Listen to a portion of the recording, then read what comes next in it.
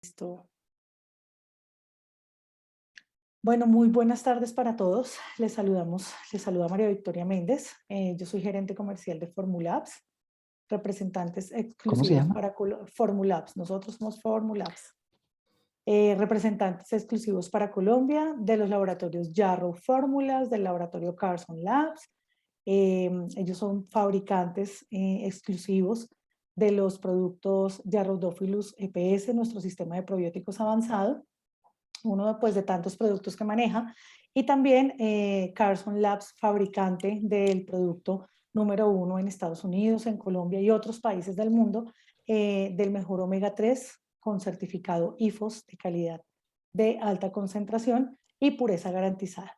Estamos hoy acá con nuestro doctor Carlos Arturo Moreno, la doctora Luz Estela Caicedo, y hemos escogido un tema que nos parece muy importante conocer y es acerca de los trastornos alimenticios. Entonces, nada mejor que con los doctores que son expertos en esta materia, que nos cuenten un poco cómo pueden originarse este tipo de trastornos, por qué y cómo podríamos tener algunas alternativas, pues para poder solucionarlas de pronto de manera temprana. Entonces, pues bienvenidos todos y de nuevo muchas gracias por asistir a nuestro gran espacio de conocimiento. Bienvenido, doctor Carlitos, bienvenida, doctora Luz Estela, y pues podemos dar inicio.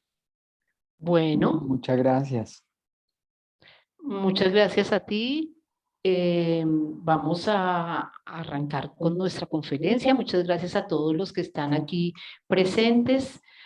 Contarles que esta conferencia se va a llamar Trastornos de de la conducta alimentaria y su relación con los ácidos grasos omega 3, 6 y la disbiosis.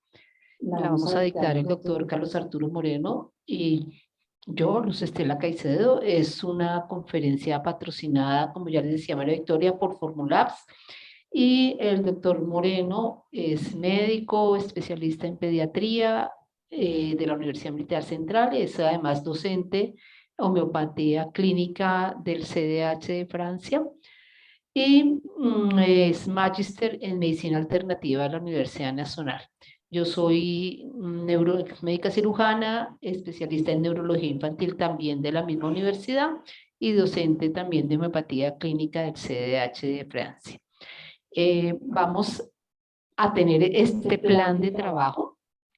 Iniciaremos hablando de todo lo que son los trastornos de la conducta alimentaria, haciendo especial énfasis en la anorexia, en la bulimia. Vamos a hablar de aspectos generales del apetito, el papel de la disbiosis y el papel de los ácidos grasos en el manejo y en la producción de este tipo de trastornos. La alimentación y la comida implica una forma de relacionarnos con el mundo, una forma de relacionarnos con nosotros mismos, con los demás. Desde temprano y desde la primera infancia se crean esas relaciones, se crean esos lazos de la comida, con estar cerca de las personas, con estar compartiendo, y la actitud que se tenga desde muy temprano de los padres hacia la alimentación también determina patrones alimenticios a largo plazo, y eso lo vamos a ver que es bien importante.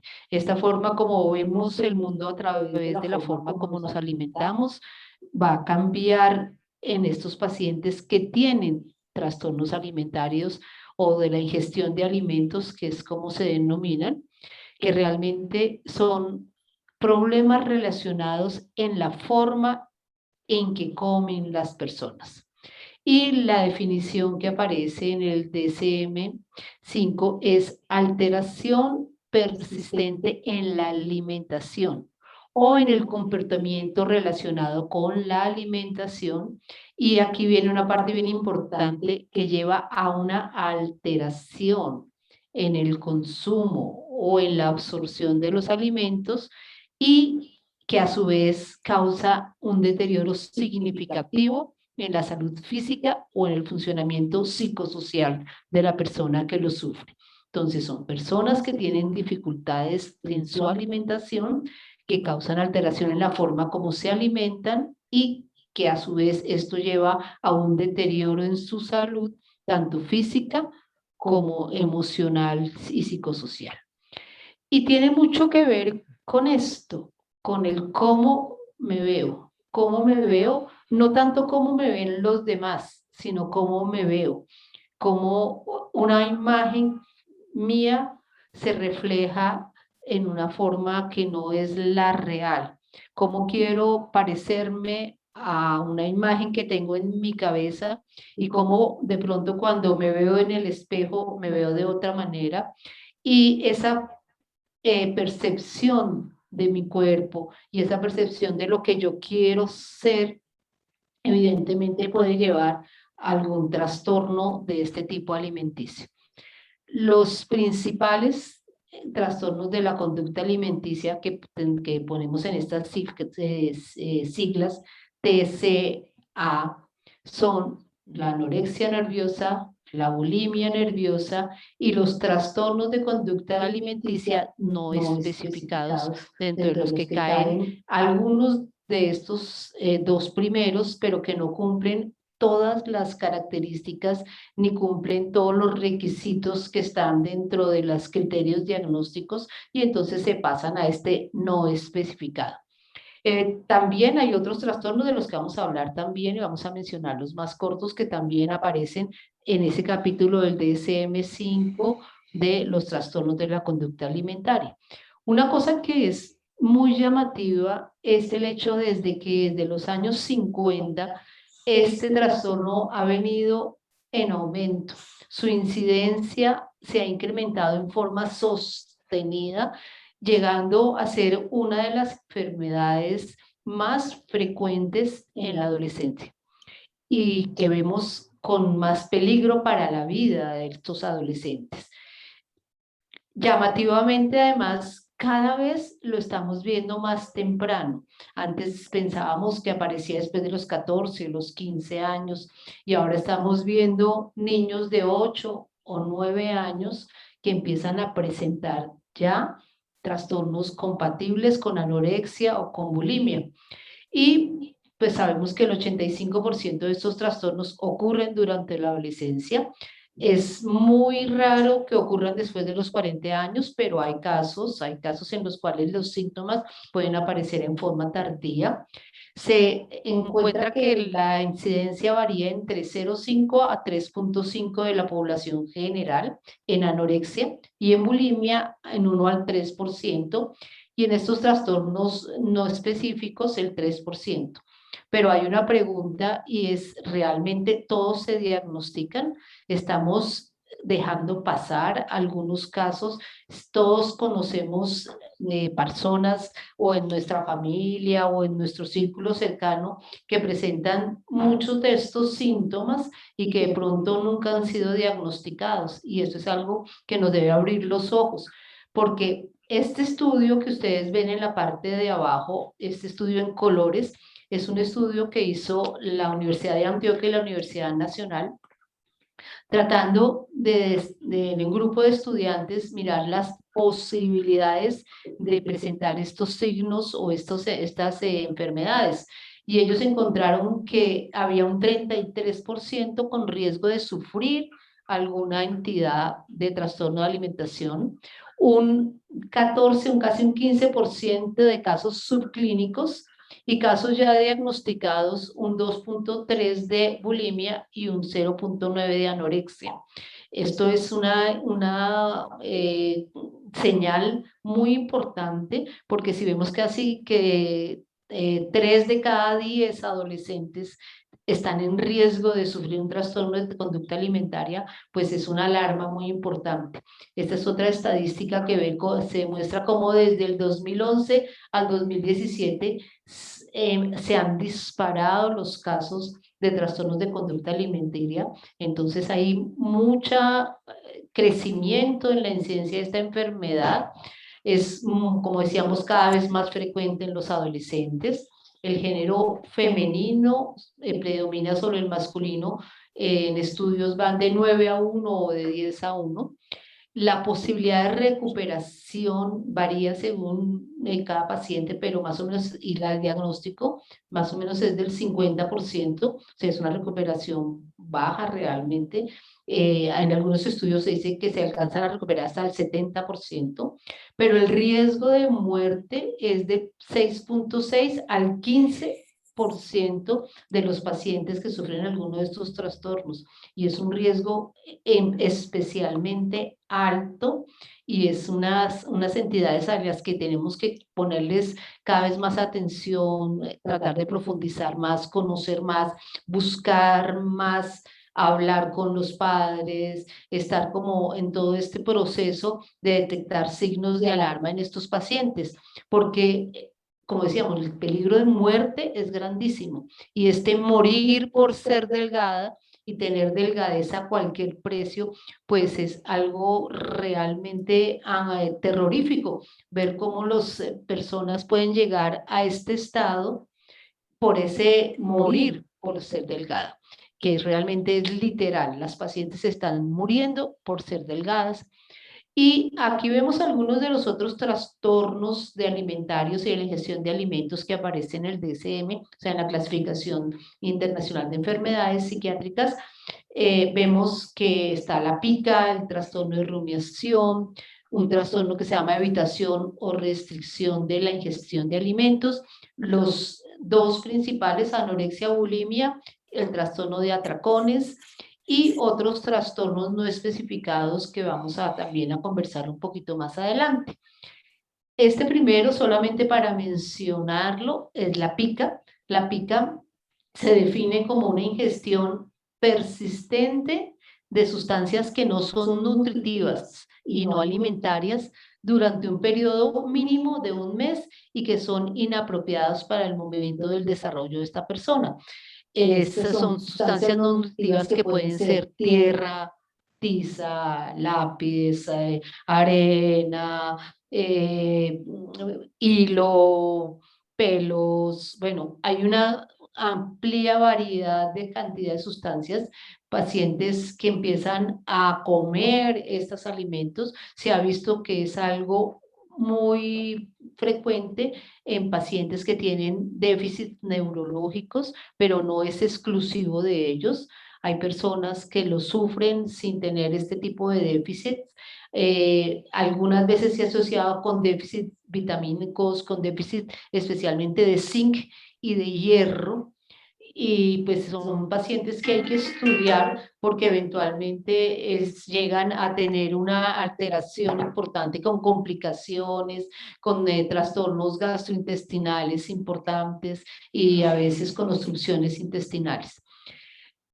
La rumiación es otro de estos trastornos alimentarios, que son aquellos pacientes que regurgitan en forma repetida los alimentos durante un periodo mínimo de un mes, y esos alimentos regurgitados los vuelven a mastigar, a tragar, o a veces los escupen. Tienen que descartarse afecciones como el reflujo o la estenosis pilórica como causa de esa regurgitación. Es una regurgitación voluntaria y no necesariamente se produce en pacientes que tengan anorexia o bulimia, o trastornos diferentes. Entonces, hay pacientes, se puede presentar en niños pequeños, se puede presentar en niños mayores, en adolescentes, en adultos. No es un trastorno muy frecuente y no siempre es fácil de diagnosticar, sobre todo en los mayores, que además se esconden, digamos, de alguna manera la presentación de este trastorno. Y entrando, digamos, en materia de lo que es más frecuente y lo que vemos más, que es la anorexia nerviosa, vale la pena definir primero qué es anorexia. La anorexia se define como, o viene del griego de an, que es negación, y onexis, que es apetito. Entonces, eso es simplemente no tener apetito, no tener hambre, no tener deseos de comer.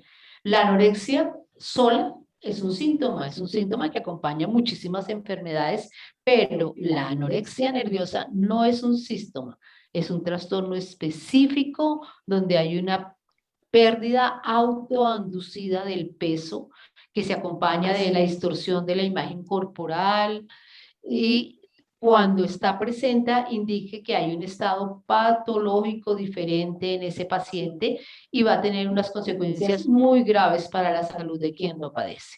Entonces, sabe, no hay que decir anorexia, sino ponerle el apellido nerviosa, sabiendo que tiene que ver con una alteración del sistema nervioso y alteración emocional que va a producir estos síntomas, porque la anorexia no solamente es no comer, hay una cantidad de cosas que están aquí.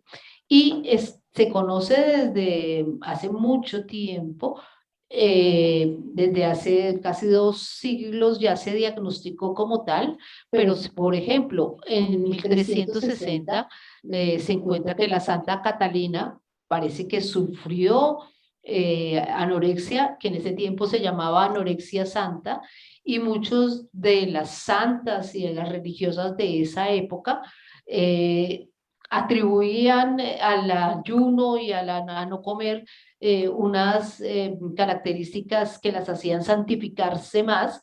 Entonces, a los 16 años, por ejemplo, Santa Catalina de Siena no comía sino pan, agua y vegetales crudos, y hay algunas referencias donde dice que durante mucho tiempo lo único que comía era hostias en el día, y es una mujer que murió a los 32 años de edad por esa alteración importante. Y este es uno del primero de los artículos que se publicó de anorexia nerviosa en 1866 y muestra el dibujo de la paciente antes y después del tratamiento. Es una paciente que se denomina la señorita Miss A, y fue publicada por Sir William Gould en un artículo médico y pues, se conoce como probablemente de los primeros que empezó a hablar de anorexia. Hay otro, el doctor Steele, que habló de su hijo que también tenía cuadros parecidos y se le atribuía a estas alteraciones de la anorexia pues un componente nervioso, en algunos casos histéricos también se le denomina. Entonces es una enfermedad que viene conocida desde hace mucho tiempo, pero disparada en nuestro siglo, ¿aló? En nuestro siglo XX y XXI. Tenemos que existen criterios diagnósticos para establecer cuándo una paciente o un paciente, digo una porque es mucho más frecuente, pero ya sabemos que también se está presentando en los varones, tiene una anorexia nerviosa. Entonces, primero que todo es esta restricción de la ingesta energética en relación con las necesidades. Esto lleva a que el paciente empiece a perder peso y que tenga un peso significativamente bajo con relación a su edad, a su sexo, al curso del desarrollo y a la salud física general que tiene el paciente en ese momento, que está caracterizado además por un miedo intenso a ganar peso o engordar. Estas pacientes siempre están muy asustadas de que puedan engordar. De hecho, hay alguna paciente que una vez decía, es que yo me soñé que toda la noche estuve comiendo y me desperté asustadísima por todo lo que hubiera podido engordar con todo lo que me comí en el sueño.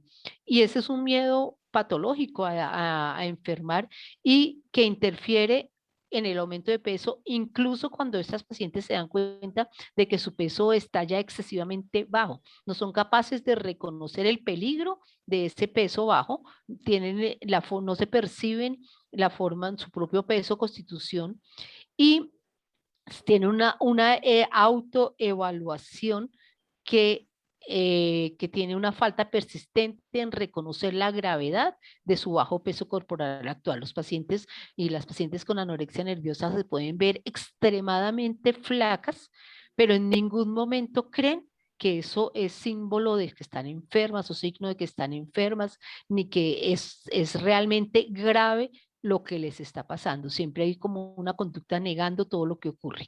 Y hay dos tipos de anorexia nerviosa. Una que es la restrictiva, donde simplemente el paciente no come, no restringe la cantidad de alimentos al mínimo.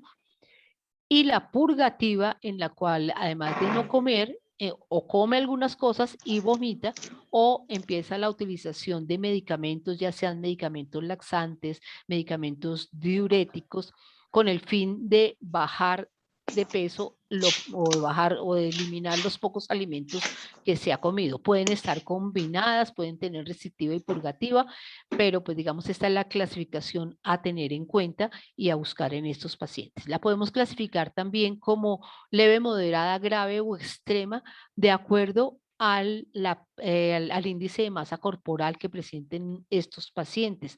Es leve cuando está entre mayor o 17 kilos por metro cuadrado y extrema cuando está menos de 15 kilos por metro cuadrado. Recordar que la normalidad más o menos son entre 20 a 25 kilos por metro cuadrado. Entonces, siempre que está por debajo de eso, pues podemos hacer esta clasificación en leve, moderada, grave o extrema, que pues hay pacientes que llegan a ese extremo y es supremamente grave.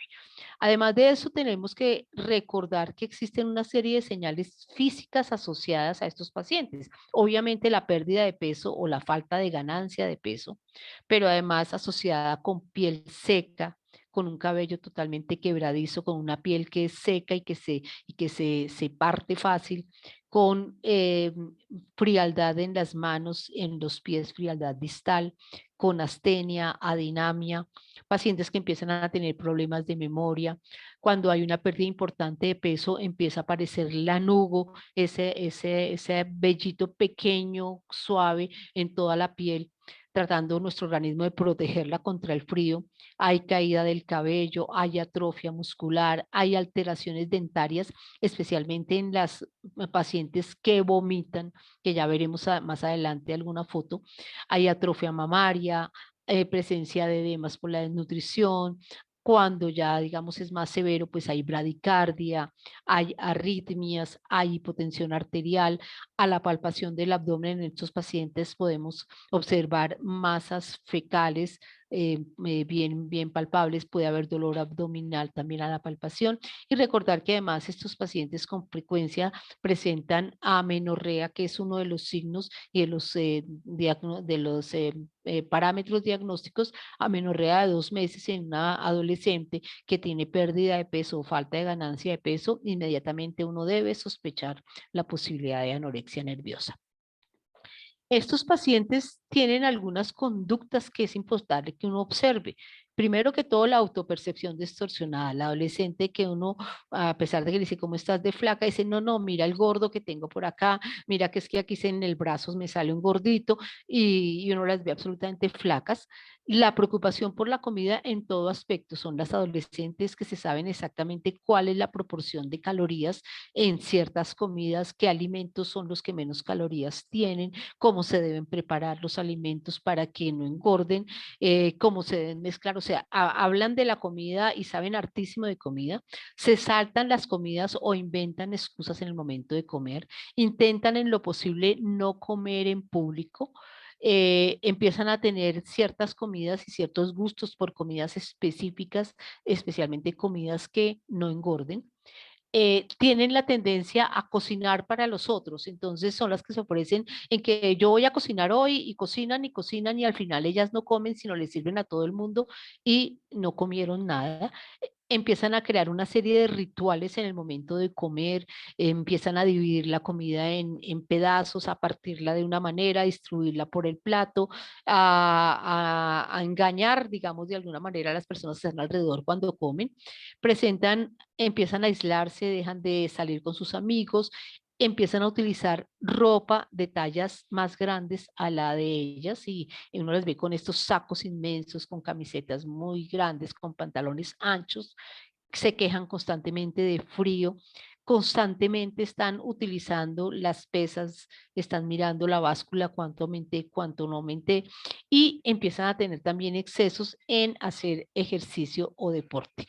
Son todos signos de conducta que es importante que se observen, que es importante que enseñemos a los padres a percibirlos en forma temprana para evitar llegar a circunstancias en las cuales ya los tratamientos y las intervenciones van a ser mucho más complejas. Tenemos que para bulimia hay algunos también criterios diagnósticos. Vamos a hablar un poquito de bulimia. La bulimia, la característica sobre todo son atracones recurrentes, donde los pacientes empiezan a comer en cantidades alarmantes y que implican como una pérdida de control en la forma como están comiendo. Entonces se pegan unos atracones de comida grandísimos y hacen conductas compensatorias inapropiadas después de esos atracones. Entonces empiezan a vomitar, a utilizar laxantes, a utilizar diuréticos, a hacer muchísimo ejercicio, y esto debe ocurrir para que tenemos el criterio diagnóstico una vez por semana durante por lo menos 3 meses. Estos pacientes tienen una autoevaluación de sí mismo que está influida exageradamente por su silueta corporal, y es una alteración que no se produce exclusivamente durante el episodio de anorexia nerviosa. Hay pacientes que solo presentan bulimia, aparte de la anorexia, hay pacientes que tienen anorexia y tienen también bulimia, y pues ese es algo que tenemos que investigar en todos nuestros pacientes. Definir qué es atracón es simplemente comer una cantidad excesiva de comida en un periodo corto de tiempo, y lo más importante es esa sensación de pérdida de control que tiene el paciente de comer en forma absolutamente impulsiva, perdiendo todo el control. Es capaz de comerse 3 y 4 pizzas, no sé cuántas hamburguesas, tomarse una gaseosa al litro, hacer unos atracones impresionantes de comida, y después del episodio de atracón pues se siente angustiado porque va a engordar, tiene una cantidad de sentimientos de culpa, y entonces las compensa a través del vómito, que es autoinducido, de lo que les decía, el uso de laxantes o diuréticos, y de menos frecuentemente con el ejercicio, pero sobre todo con el uso de los laxantes y los diuréticos. Y estos episodios de atracones generalmente se llevan a cabo a escondidas. Generalmente el paciente se levanta, va a la nevera y se come todo lo que encuentra sin que nadie lo vea, o se encierra en su cuarto y tiene paquetes y paquetes debajo de la cama, y come y come y come sin poder parar, y luego vomita todo lo que se ha comido. Entonces es importante recordar esas definiciones de atracones. Y el DCM5, perdón, dice que los atracones se caracterizan por comer mucho más rápidamente de lo normal, mucha más cantidad, comer hasta sentirse desagradablemente lleno, comer grandes cantidades de alimentos aunque no se sienta hambre físicamente, comer solo o hacer esos atracones aislado debido a la vergüenza que siente por la cantidad que ingiere, y después de eso sentirse obviamente muy avergonzado, deprimido, culpable por haberse pegado ese atracón de comida y empezar a tener las conductas compensatorias anormales. La bulimia también puede ser purgativa, sobre todo cuando el paciente utiliza vómitos, laxantes, diuréticos o enemas, o no purgativa cuando utiliza conductas compensatorias como el ayuno o el ejercicio intenso. Es más frecuente la purgativa, pero las dos pueden también mezclarse, y obviamente la sensación de alivio cuando utiliza estos métodos después de vomitar o después de hacer el ayuno, después de no comer durante un tiempo largo, descarga un poquito toda sensación de culpa que siente por los episodios de atracones. Tenemos que los síntomas a tener en cuenta en los pacientes que tienen bulimia nerviosa pueden ser, ellos pueden tener peso normal y aún sobrepeso, o sea que en estos pacientes no vemos esa pérdida de peso tan severa como la que se ve en los pacientes con la anorexia. Las lesiones en las manos, que son estas que ustedes ven aquí en los nudillos, que se llaman el signo de Russell, que son lesiones por el daño en los incisivos superiores que hacen en los nudillos cuando las pacientes se autoinducen el vómito, y de tanto hacérselos empiezan a lesionar esos nudillos. Estos pacientes pueden tener hemorragias oculares, hemorragias subconjuntivales por la fuerza que hacen cuando vomitan. Obviamente hacen síntomas de gastritis que tienen que ver con toda la irritación ácida del vómito. Podemos ver que hacen ejercicio intenso, que empiezan a tener horarios para ir al baño, entre comillas, porque lo que van es ir a vomitar. Presentan boca seca, se quejan de mucha sed, tienen halitosis, tienen unas facies características que están dadas por la hipertrofia de las glándulas parótidas, que es esta facies que ustedes ven ahí de estas glándulas súper hipertrofiadas, entonces realmente se ven como cachetones y se ven como si tuviesen casi paperas. Y además de eso, los dientes empiezan a perder el esmalte y a dañarse los bordes, que son también algo característico de esos pacientes con bulimia. Es tan importante mirar cuando examinamos a nuestros pacientes adolescentes, buscarles siempre cómo tienen los nudillos, mirarle los dientes, examinar las parótidas cuando tenemos alguna sospecha para buscar esto. Hay otros tipos de trastornos alimenticios que cada vez estamos viendo más, como la ortorexia, que es esa preocupación patológica por la comida sana. Esas personas que estamos viendo cada vez más frecuentemente, la cantidad de influencers, la cantidad de personas que solo hablan de comida sana, que además se convierten como en coach de alimentación, pero solo de comida sana, y se vuelve algo tan obsesivo en donde los pacientes terminan no contando tanto la cantidad de comida, sino la calidad de la misma. Pero cuando eso se vuelve obsesivo, pues es muy bueno comer sano, pero cuando eso empieza a tener consecuencias físicas como desnutrición, anemia, hiper o hipoavitaminosis, o consecuencias emocionales como depresión, ansiedad, hipocondría, estos pacientes que tienen ortorexia, generalmente cuando comen algo que no es tan sano, piensan que están enfermos. También son pacientes que además están deprimidos, ansiosos. Entonces, uno puede tener una preocupación normal por la comida sana, pero cuando esa preocupación se pasa a algo ya más obsesivo, cuando ya la empieza a afectar mi salud, empieza a afectar mi peso, entonces definitivamente estamos ante una ortorexia.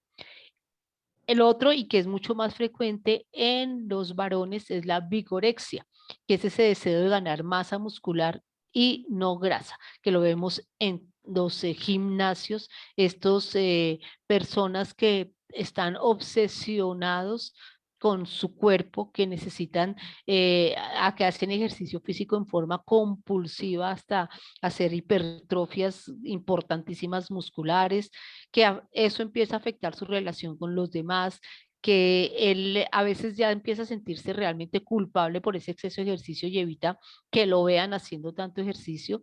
Llevan además dietas estrictas, empiezan a suplementarse con anabólicos, con quemagrasas, con sustancias proteicas, y esto cae dentro de esos trastornos de la conducta alimenticia no especificadas, también del trastorno dismórfico corporal y en algunos casos de trastorno obsesivo compulsivo. Trastorno, este que hablamos de trastorno no específico, que son esos casos de anorexias, por ejemplo, donde las menstruaciones son regulares, pero tenemos muchos de los criterios de anorexia nerviosa. Se tienen criterios de anorexia, pero a pesar de la pérdida de peso, esta aún se encuentra en límites normales. Personas que siguen, que digamos que tienen todos sus criterios de anorexia, pero su peso no ha bajado de lo normal. También que tiene criterios de bulimia, pero digamos que no está en la frecuencia que lo veíamos, no es una vez a la semana por 3 meses, sino de pronto es menos, pero que sigue haciéndose a personas que hacen vómito autoinducido no tan frecuente, o cuando hay conductas inadecuadas compensatorias para la ingesta de alimentos en cantidad normal. Entonces, pacientes que hacen demasiado ejercicio o toman algún medicamento para compensar lo que ellos creen que es aumento de la forma como se están alimentando. Recordar que hay poblaciones de mayor riesgo, obviamente los preadolescentes y adolescentes, pero algunas profesiones como las bailarinas, los gimnastas, los modelos, actores y prácticas o situaciones donde el aspecto físico esté especialmente valorado. Entonces, donde las personas dicen, no, pero es que si yo no estoy flaco, yo no tengo mi trabajo. Ese tipo de cosas son poblaciones de más riesgo. Cuando personas tienen problemas médicos crónicos que pueden afectar su autoimagen, pacientes que han tenido que hacer tratamientos con medicamentos que pronto los han hecho aumentar de peso, eventos estresantes en la vida, personas que han pasado por situaciones estresantes y a veces con nada o con todo. Entonces, definitivamente no necesariamente hay que buscar siempre esas poblaciones porque hay población que no tiene ningún riesgo de estos y presenta las dificultades. Recordar que el ser adolescente y la adolescencia es un periodo de la vida de adaptación necesario para que la persona logre su independencia y logre constituir su vida. Entonces, durante la adolescencia se construye las perspectivas futuras, se desarrolla la visión del mundo. Uno debe separarse de sus padres, ocurre la identificación sexual, tiene que tener un grupo de pares con el cual establecerse, tiene que aceptar los cambios corporales que trae la adolescencia. Entonces, es un periodo donde hay una cantidad de factores que implican riesgos muy importantes para que aparezcan los trastornos alimentarios. Entonces, es por eso que en la adolescencia, pues es donde más los vemos. Recordar que la adolescencia tiene este periodo este momento tan importante y que ahí es donde tenemos que tener más ojo encima de nuestros adolescentes. La población en riesgo, se dice que uno de cada dos adolescentes de 15 a 16 años piensa que tiene un peso elevado y quiere perder peso en zonas específicas. 64% en la cadera, 78% en las nalgas, 82% en los muslos. Y recordar que hay poblaciones y que tienen, digamos que sus características genéticas son de pronto de tener caderas sin nalgas y muslos anchos, o características y son cosas que vienen con su genética, lo cual, digamos, debería llevar a que la gente aceptara su cuerpo, pero no está ocurriendo. Los adolescentes tienen modelos y nos están vendiendo modelos que hacen imposible que acepten su cuerpo tal y como es. Sabemos que existen factores predisponentes, factores facilitantes. Predisponentes son los factores individuales, tanto psicológicos como biológicos. Dentro de estos, recordar la baja autoestima y obviamente el trastorno límite de personalidad. Muchos de estos pacientes tienen características de trastorno límite de personalidad, factores familiares y el entorno familiar juega un papel importante, y esos factores socioculturales de los que hablamos, que son la cultura de la delgadez, los medios de comunicación y la ocupación del paciente. A nivel familiar, pacientes que tienen educaciones estrictas o al contrario, que no hay nada de cuidado ni supervisión, que no tienen los padres interés por sus actividades, conflictos entre los padres, separaciones, enfermedad mental de los padres, criminalidad de los padres, todos estos factores de riesgo familiar para presentar trastornos alimenticios. También relacionado con el grupo de pares, compañeros socialmente perturbados o delincuentes o que tienen una cantidad de conductas un poquito asociales son factores de riesgo, y la pobreza, la situación de vida, el entorno privado y los antecedentes de inmigrante podían ser algunos de los factores de riesgo socioculturales, aunque lo vemos realmente en todos los entornos, lo vemos en todos los estratos sociales como tal. Existen factores biológicos.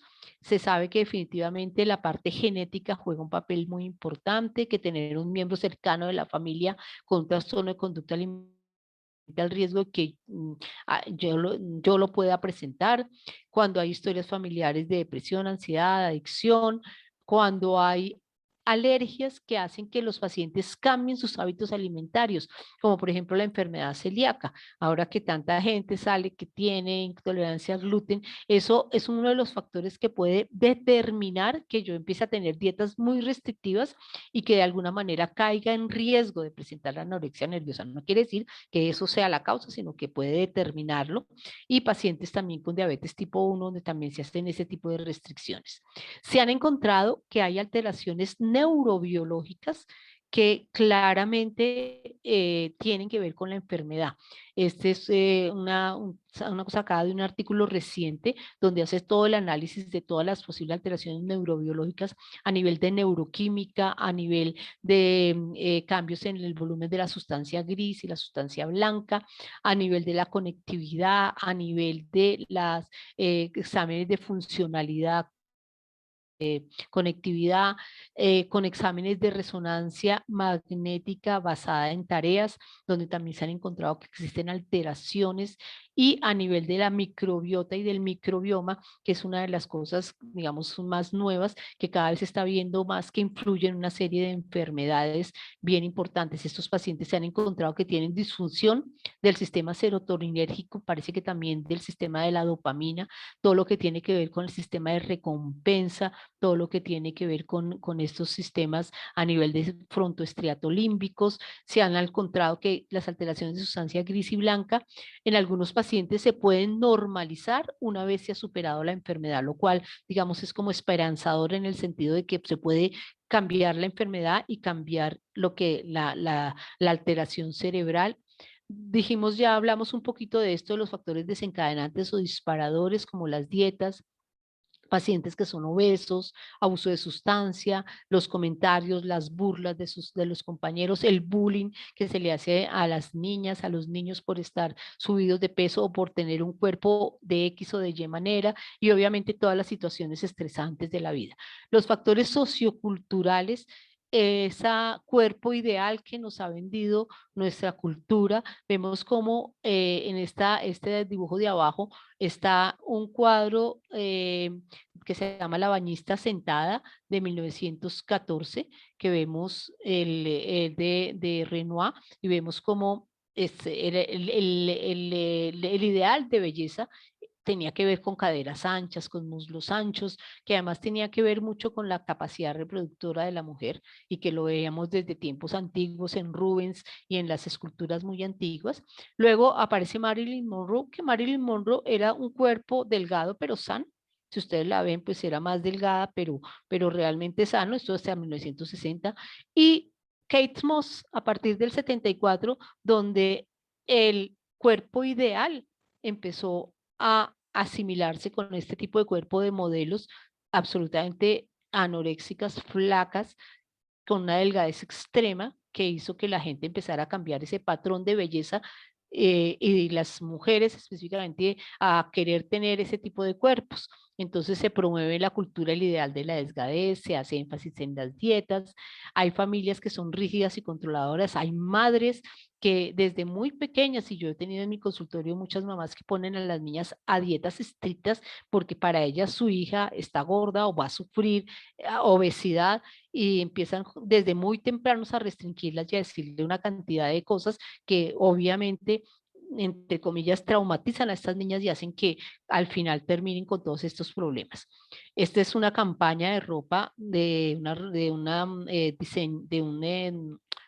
unos diseñadores argentinos, que tuvo una gran crítica, una polémica campaña, porque utilizó niñas absolutamente delgadas, y son niñas muy, muy pequeñas, y además no solamente hablaban de la delgadez de estas niñas, sino también de la sexualización como forzada.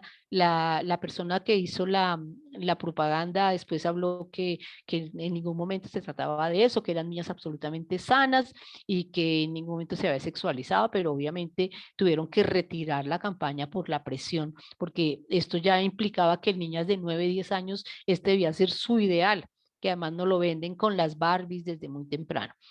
Los factores psicosociales en estas pacientes, una de las cosas más importantes es esto, el perfeccionismo. La anorexia y los trastornos alimentarios, de hecho, no necesariamente quieren decir ser delgado, sino ser perfecto. Y identifico mi delgadez con la perfección y intento ser perfecto en todo. Entonces, estas niñas y niños que tienen que ser absolutamente, ellos se ponen estándares de perfección para lograr las cosas, que obviamente nadie es perfecto, entonces esto produce ansiedad, depresión, no pueden regular sus emociones, tienen comportamientos obsesivos y comportamientos compulsivos y estilos de pensamientos muy rígidos, y solo encuentran una manera correcta de hacer las cosas. Entonces, para ellas cualquier corrección que uno les haga va a ser muy compleja, porque además tienen que ser perfectos, y son perfectos y rígidos. Entonces, es algo que hay que tener en cuenta y manejar. Además, se crea un círculo de angustia que no tiene solución. Entonces, ¿qué pasa? La persona dice, me siento gorda, estar delgada me dará todo lo que yo quiero, busco más la delgadez, hago dietas de la luna, dieta de un solo alimento, dieta de etcétera, etcétera, dieta de la piña, dieta de del atún. Obviamente tengo hambre, entonces empiezo a comer mucho, pero como comí tanto, me siento culpable, empiezo a hacer exceso de ejercicio, vomito, ayuno, eso me da malestar físico, sentimiento de fracaso y vuelvo y me siento gorda. Ese círculo de angustia sin solución es una de las cosas que hay que romper. Estos pacientes tienen insatisfacción, pensamientos negativos respecto a su imagen corporal y hay que romper ese círculo para llegar al manejo de los pacientes con este trastorno. Además, tenemos factores actuales importantísimos, las redes. En las redes todo el tiempo, Instagram no muestra sino personas delgadas, felices en la playa, con bikinis pequeñísimos, con cuerpos maravillosos, felices con esposos, hijos y de todo, y esto es lo que, la imagen que se les vende a nuestros adolescentes que la están mirando.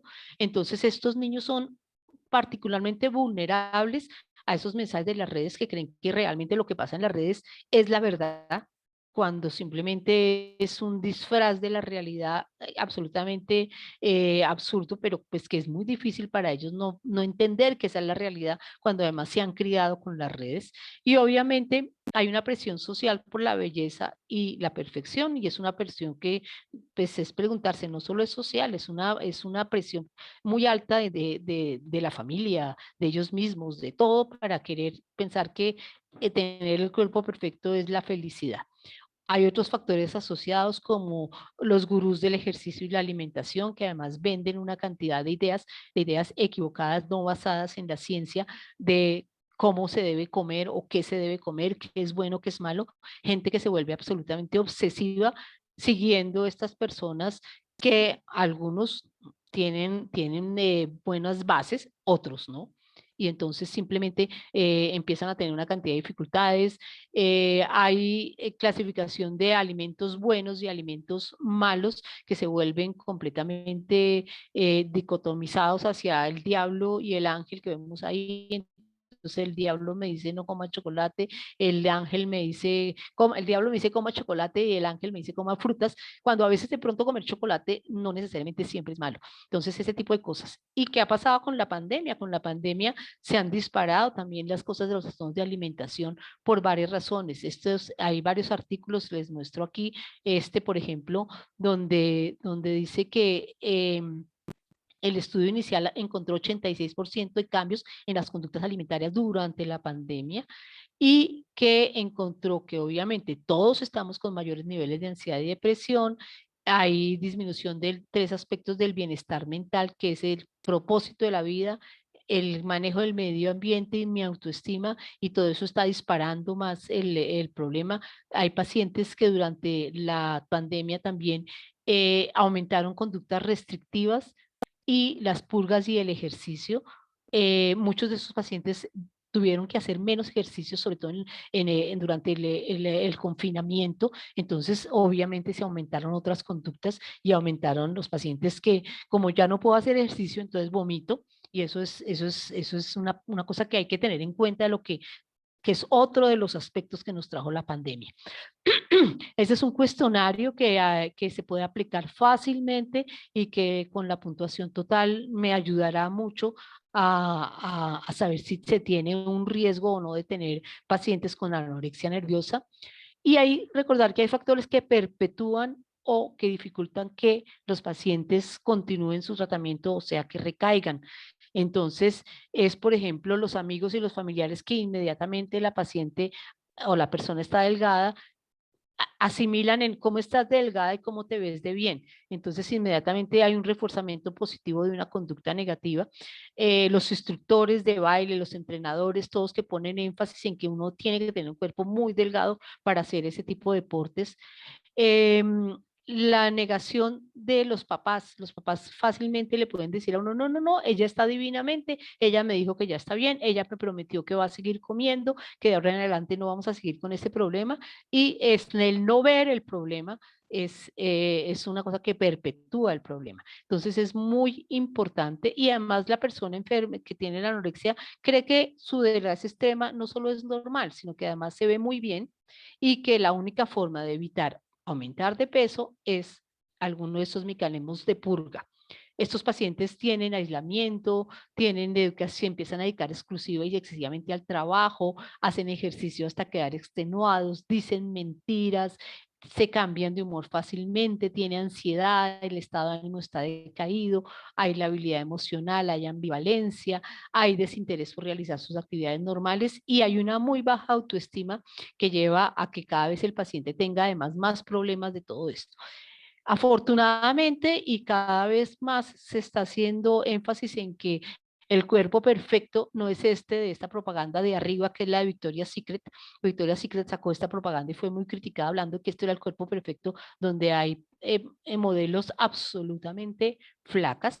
Y entonces otra compañía de ropa sacó este otro que se llama el cuerpo perfecto, donde incluyó mujeres gordas, mujeres de cuerpos normales, mujeres afroamericanas, mujeres de todo, bajitas, altas, de hablando que todos los cuerpos realmente son perfectos. Y eso es una idea que ojalá pudiéramos venderles a nuestros adolescentes que el cuerpo perfecto es el de ellas, no es el que nos venden arriba.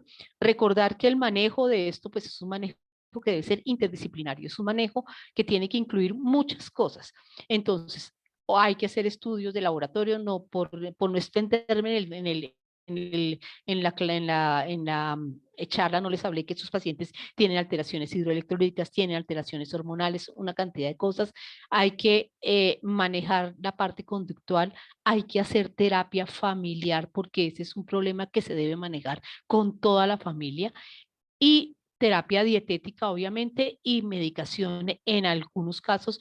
Muchos de estos pacientes con anorexia grave deben hospitalizarse para hacerles el manejo inicial y es importante recordar eso y recordar que debe haber diagnósticos diferenciales, pensar que existen también alteraciones endocrinas, algunas patologías psiquiátricas diferentes que causan síntomas similares o patologías orgánicas que pueden llevar a que el paciente esté presentando eso. Entonces, siempre no hay que simplificar el diagnóstico, sino hacer un diagnóstico extenso y un manejo que debe hacerse en todos los ámbitos. Esta es una paciente, Luisa.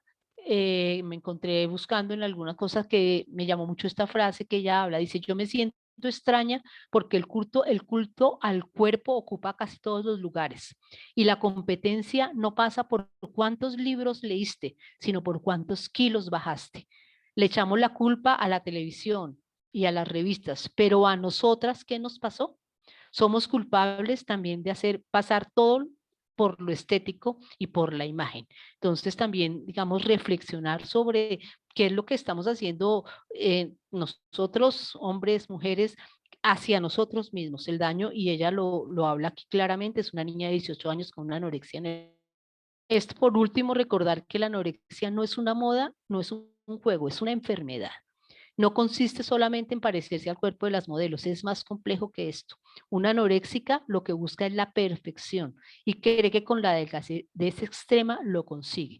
Como ustedes recuerdan cuando les mostré, el perfeccionismo es una de las características más importantes en estas niñas que presentan anorexia. Entonces, recordar esto no es moda, no es juego y es una enfermedad que no es echarle la culpa a la persona y a la niña, es que no te quieres mejorar. No, tiene cambios hormonales, tiene cambios en el cerebro, tiene cambios en los neurotransmisores. Hay una cantidad de cosas que están haciendo que esta paciente presente esto y como cualquier enfermedad, pues tenemos que tratarla y manejarla en toda la amplitud y en forma holística, ver a nuestro paciente en forma completa. Con esto los quiero dejar con el doctor Moreno, que entonces él nos va a hablar un poquito de toda esta parte del apetito y del posible manejo y el papel que tendrían los ácidos grasos y que tendrían los probióticos para el manejo de la disbiosis de estos pacientes, que parece que es una de las cosas que últimamente puede tener más importancia. Entonces, doctor Morenito. Doctora, yo te quiero agradecer por esta información tan valiosa que hemos escuchado en este espacio de tiempo. Me parece muy importante porque pues realmente uno a nivel general escucha anorexia y bulimia, pero aquí nos damos cuenta que hay una serie de trastornos impresionante por detectar, por revisar y por estar pues muy pendiente de lo que pueda estar pasando a nuestro alrededor, de los diferentes comportamientos en nuestros hijos. Y pues sí, desafortunadamente sí, las redes sociales hoy en día y la parte social como tal marca mucho esa parte definitiva desde nuestros niños y adolescentes, y eso para futuro está ahí. Entonces, Sí. importante la parte que nos has Y contado el día de recordar hoy. que, como les decía, es una enfermedad que mata. Sí, total, importantísimo. Muchas gracias, de verdad. Vamos a ir dejando como las preguntas que de pronto los participantes vayan teniendo, las vamos a ir dejando en el chat para responderlas ahorita, cerrando nuestra charla. Doctor Carlitos, bienvenido. Damos Oh, entonces muchas gracias, Ana continuación. Victoria. Y bueno, gracias a Luz Estela por tan excelente charla. Y yo simplemente voy a hablar un poco como de unas situaciones interesantes que tenemos en cuenta. Realmente todos los seres vivos somos sistemas autorreplicables, autoajustables, autorreparadores y tenemos la posibilidad de ser autoevolucionarios. ¿Eso qué nos ha implicado o qué permite entender? Que definitivamente la parte nutricional es fundamental para muchas enfermedades y especialmente en estos trastornos alimentarios. Y tenemos que entender que existe una frase maravillosa, que es vivir para comer o comer para vivir. Entonces, cuando entendemos que definitivamente estamos haciendo cambios importantes en nuestra vida, pero que todo ese proceso de la nutrición y todo ese proceso de la alimentación depende específicamente de unos factores internos y de unos factores externos. Y de los factores internos, el factor fundamental son los azúcares, especialmente la glicemia, que depende entonces que regulemos nuestras conductas alimentarias, y pero que existen factores externos en los cuales está, por ejemplo, el clima, las sensaciones que se perciben con el olfato, con el gusto, con la vista, pero al mismo tiempo la ansiedad, de tanto lo que le ha venido hablando la doctora Luz Estela, el aburrimiento, cosas que hemos visto cada vez más en este último año y medio de nuestros adolescentes. Y hablando un poquito más del tema, el apetito entonces está regulando nuestro peso corporal y está determinando el balance que existe entre el aporte calórico y la liberación de energía que tiene nuestro cuerpo. Y esto está regulado diariamente por diferentes sistemas. Pero antes de hablar del concepto como tal del apetito, tenemos que hablar de tres cosas fundamentales: del hambre, de la satisfacción y de la saciedad, que están pegados al concepto del apetito. El hambre entonces nos habla de el deseo de consumir alimentos. La satisfacción es la sensación de plenitud y la saciedad es la sensación que tenemos de estar todavía llenos hasta la próxima comida. Eso realmente son tres puntos fundamentales que están ligados al apetito. Pero nos tendríamos que preguntar, ¿para qué tenemos hambre? Y probablemente todos podríamos responder, es porque todas nuestras células necesitan nutrirse y especialmente necesitamos energía.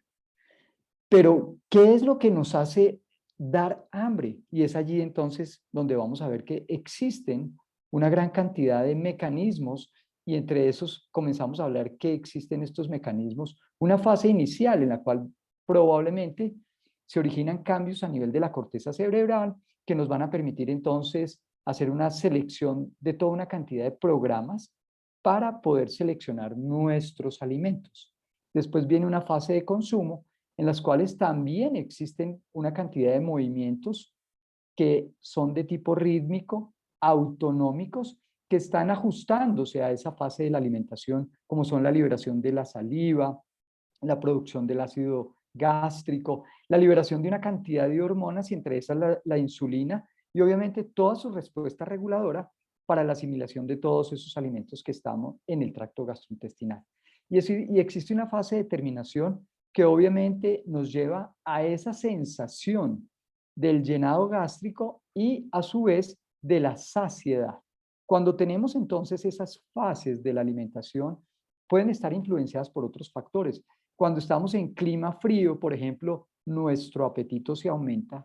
Cuando estamos en climas cálidos, nuestro apetito se disminuye, pero aumentamos otra sensación que está relacionada también con el apetito y es la sed. No hablaremos de la sed, pero tiene que ver también muchísimo con todos estos procesos de la alimentación y su centro de la sed también queda pegado allí a nivel del hipotálamo, como veremos más adelante. Y existen entonces factores culturales, socioculturales, de los tipos de alimentación. Colombia, un país que tenemos múltiples, diferentes etnias, no solamente indígenas, sino grupos a nivel de la costa, a nivel andino, a nivel de los llanos, a nivel de todo lo que tiene que ver con el eje cafetero. Nos alimentamos en todas esas regiones de nuestro país de una forma diferente. A algunos les gustan los picantes, a algunas personas les gusta más la comida salada. Todo eso tiene que ver con factores socioculturales, también del medio ambiente, pero que están relacionadas especialmente con nuestras experiencias visuales, olfativas y obviamente de la sensación del gusto.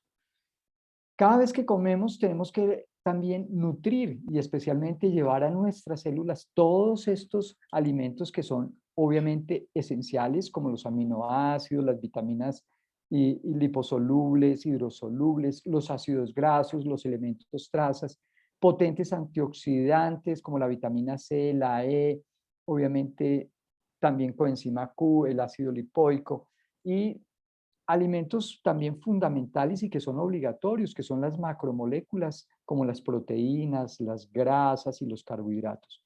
Cada vez entonces que recibimos nuestros alimentos, permitimos entonces que nuestro cuerpo esté haciendo una adecuada selección y nutrición a cada una de las células.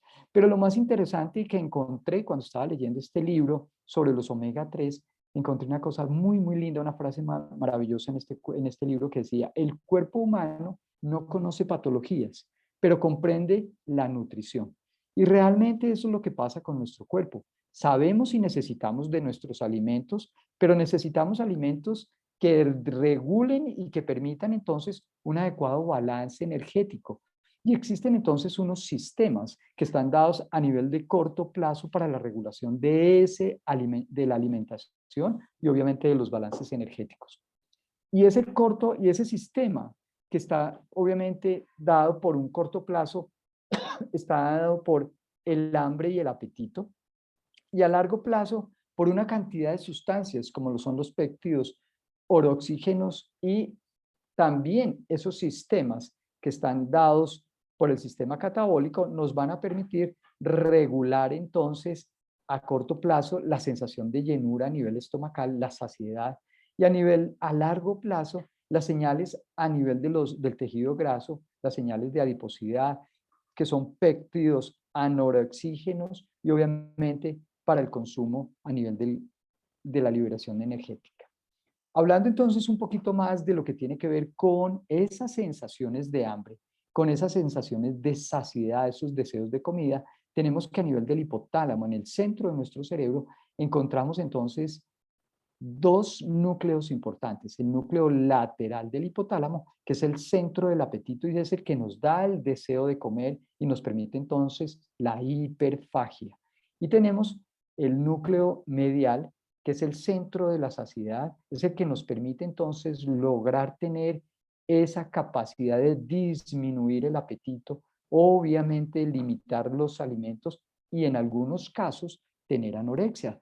Entonces, muchos de estas pacientes que les estaba contando Luz Estela, que tienen trastornos alimentarios, probablemente algunos tienen o una hiperfagia o los trastornos de la anorexia y alteraciones entonces a nivel de inflamación, a nivel del hipotálamo y que va a llevarnos a una disfunción de todo este sistema que vemos no es solamente el deseo de comer, qué es lo que quiero comer, sino que vemos que existen no solamente sistemas locales a nivel del tracto gastrointestinal, sino sistemas neurológicos, el sistema también endocrino y también neurotransmisores específicos que están relacionados con la estimulación de todos esos núcleos a nivel del hipotálamo que nos permiten entonces tener la posibilidad de aumentar nuestro apetito o disminuir nuestro apetito.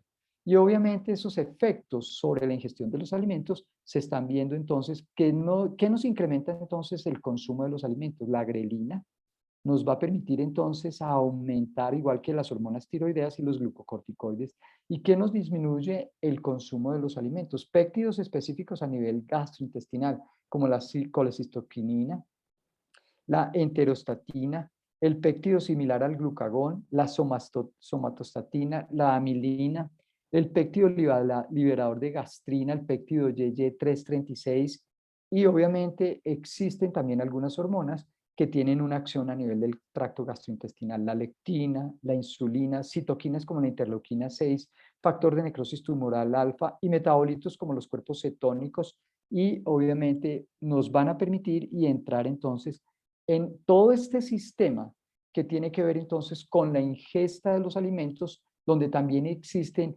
neurotransmisores como la adrenalina y el GABA, que nos aumentan el deseo de ciertos alimentos o disminuyen la ingesta de nuestros alimentos como la noradrenalina con sus receptores alfa 1 y beta 2, la serotonina, la dopamina, la histamina y péptidos específicos a nivel gastrointestinal y también a nivel del sistema nervioso central, a nivel del hipotálamo, como es la proteína relacionada a GOUTI, que básicamente estimula entonces zonas específicas a nivel del hipotálamo, y todos estos sistemas hormonales y endocrinos nos van a permitir entonces que tengamos una estimulación especial a nivel del núcleo arcuato, que obviamente con la grelina, que estimula, viaja a nivel de torrente sanguíneo, llega hasta el hipotálamo y obviamente nos genera que exista entonces una disminución importante de nuestro apetito y el tejido graso, especialmente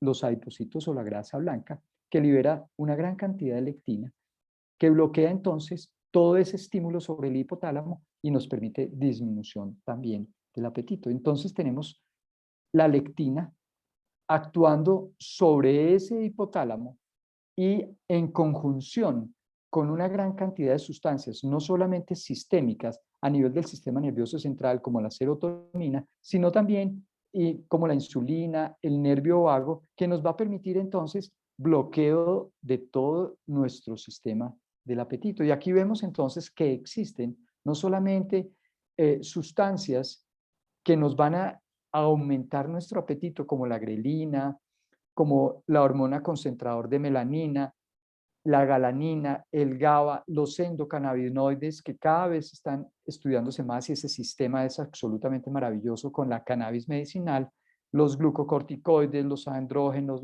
la noradrenalina, que se sabe hoy en día que son estimulantes a nivel del hipotálamo de todo el sistema que tiene que ver con el aumento del apetito. Y tenemos entonces una gran cantidad de sustancias que nos van a disminuir el apetito, como son la insulina, los péptidos afines al glucagón, la serotonina, la bombecina, el mismo glucagón, la somatostatina, la interleuquina 6, el factor de necrosis tumoral alfa. Todas esas sustancias permiten entonces relacionarse e inhibir todo el sistema del apetito porque tenemos saciedad. Como vemos entonces, hacernos la pregunta de ¿para qué tenemos hambre? Pues probablemente le respondimos muy fácilmente diciendo porque necesitamos energía para cada una de nuestras células.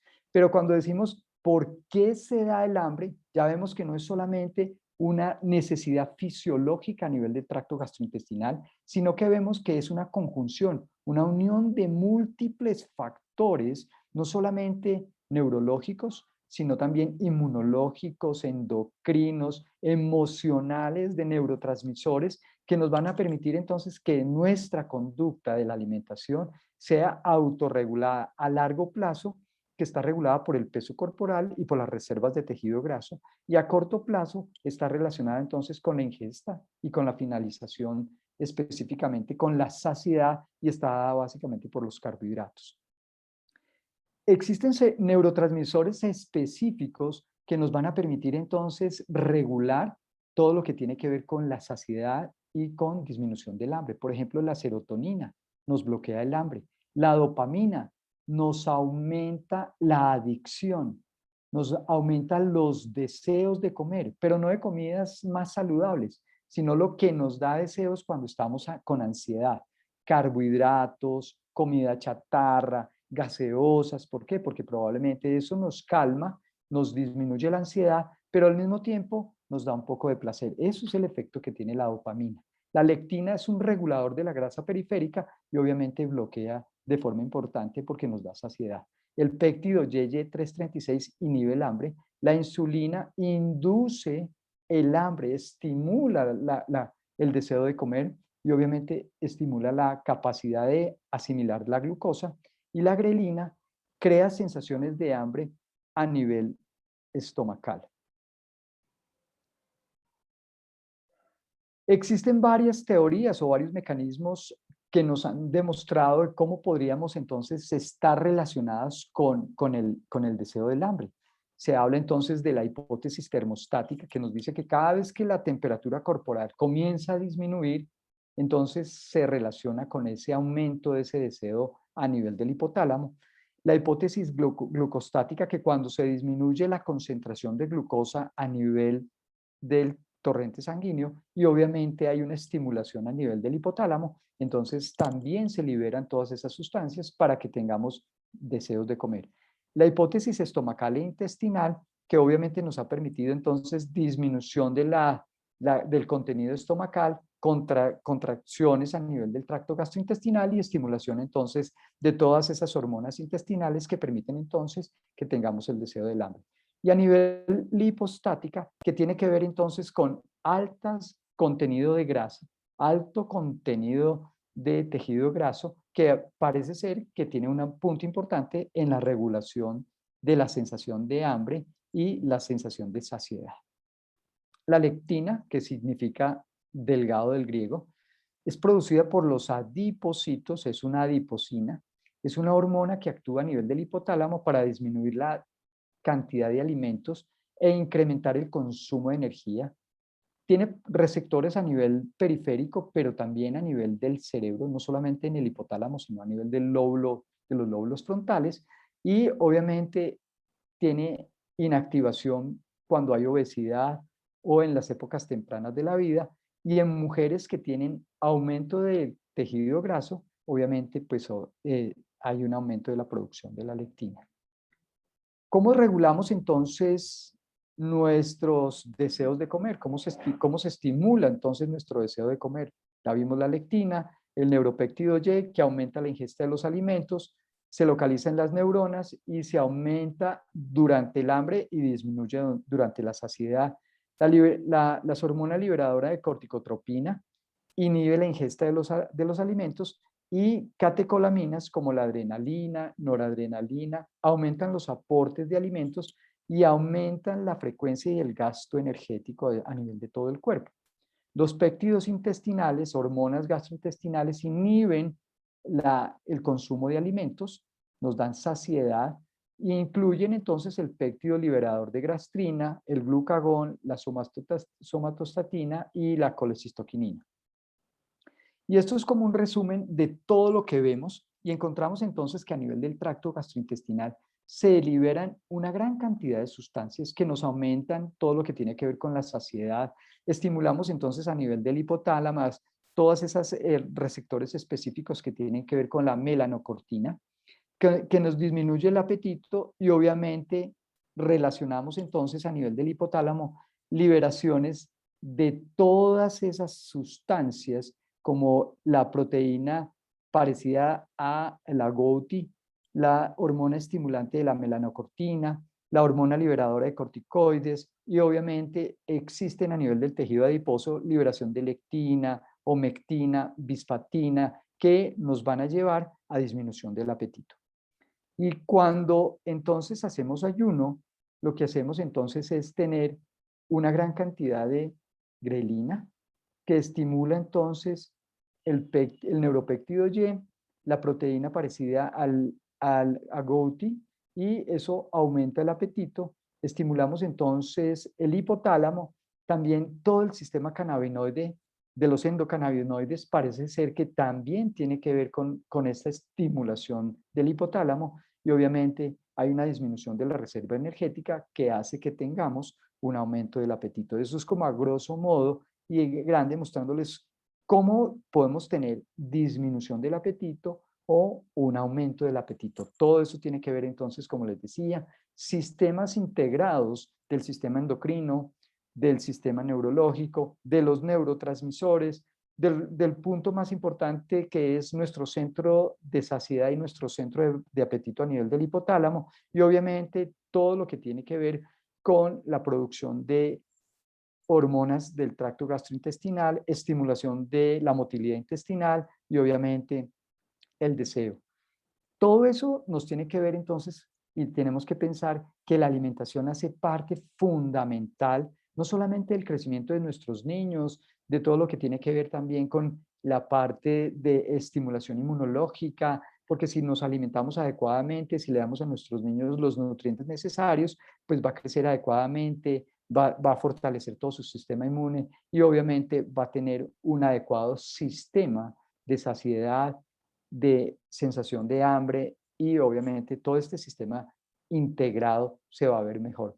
Pero cada vez más vemos que existen dentro del cuerpo un grupo importante, como son nuestra flora intestinal, nuestra microbiota, que está relacionada cada vez más con más enfermedades. Lo hemos visto con las enfermedades alérgicas y estos microorganismos que habitan no solamente en nuestro tracto gastrointestinal, que forman comunidades, que cada vez han evolucionado más y que hacen una gran simbiosis con nuestro cuerpo, que probablemente son nuestra primera aduana porque hacen la barrera exterior inicial con todas las sustancias externas que entran a nuestro tracto gastrointestinal y la podríamos llamar entonces nuestro primer sistema de aduanas en nuestro cuerpo, que es esa gran microbiota que existe en una gran mayoría en nuestro intestino y que ese microbioma humano nos permite entonces tener una diversidad de comunidades, desde los bacteroides, los lactobacilos,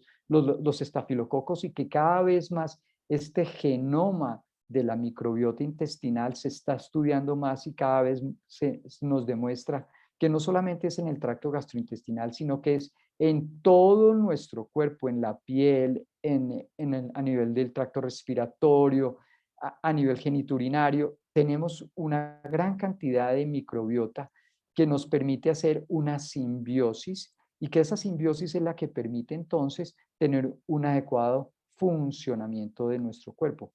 Que esa microbiota, hoy en día sabemos que existen más de 2000 especies diferentes en todo nuestro cuerpo, que se sabe que son más de 10 células, más de 10 microbios por cada una de las células, que los genes del microbioma intestinal son prácticamente 3 millones o más de 3 millones de genes que lo que realmente tenemos nosotros como seres humanos, que el peso de ese microbioma aproximadamente son 2.5 kilos, que tiene relaciones no solamente con la parte nutricional, sino cada vez más se le dan importancia inmunológica, importancia en diferentes campos de nuestra medicina y obviamente un punto importante a nivel de la ecología. Recordar que la Tierra también tiene su propia microbiota y se necesita para, obviamente, el desarrollo de una buena producción de plantas en diferentes sistemas. Entonces, eso también es importante tenerlo en cuenta como ecosistema. Que esa microbiota, obviamente, está por unos grupos importantes, como son los firmicutes, los bacteroidetes, las proteobacterias, lactinobacterias, que a medida que vamos cambiando de edad y vamos creciendo desde la infancia a los adultos y a la tercera edad, obviamente, y tenemos diferentes estilos de vida, pues esa microbiota nos va a cambiar y obviamente nos va a generar diferentes características. Tenemos entonces el firmicutes y los representantes más importantes son los lactobacilos y son los más representativos que existen dentro de nuestra microbiota intestinal especialmente. Y el otro grupo es los bifidobacterios, que son los actinobacterias, que también hacen parte importante de toda nuestra microbiota intestinal, que a medida que bajamos por todo el tubo digestivo, encontramos que existen cada vez más especies dentro de todo ese tubo digestivo y de toda esa microbiota, y que cuando llegamos al intestino grueso, pues es donde existe la mayor cantidad y concentración de estas colonias bacterianas. Que existen unos grandes factores externos para alterar esa microbiota, como son todo lo que ha pasado a nivel prenatal, factores genéticos, epigenéticos, obviamente el uso de antibióticos, las hospitalizaciones de la madre, el estilo de vida que llevó, si se enfermó durante el embarazo, si el niño recién nacido fue hospitalizado, si recibió leche materna, si no recibió sino leches de fórmula, cómo fueron sus primeras semanas, y obviamente todo eso genera un cambio muy, muy importante de su vida, de su manifestación y obviamente también de las manifestaciones de sus enfermedades. El solo hecho de haber nacido por cesárea hace cambios importantes entonces esa microbiota intestinal, como vemos acá. Los niños que nacen por partos por cesárea tienen entonces aumento de los estafilococos, de los propionobacterium, los corinobacterium, mientras que los que nacen por parto vaginal tienen más probotelas, tienen más lactobacilos, que nos va a generar entonces características importantes y diferentes en cuanto a la manifestación de sus enfermedades. Ese ecosistema intestinal está dado por la mucosa intestinal, que está representada por el epitelio, la submucosa y el moco, por la microbiota, que son todos esos comensales, que no solamente son bacterias, sino que existen hongos, existen virus y existe también el grupo de las arqueas. Y a nivel inmunológico, pues existe toda esa inmunidad intestinal representados por la inmunidad innata y especialmente por las placas de Peyer.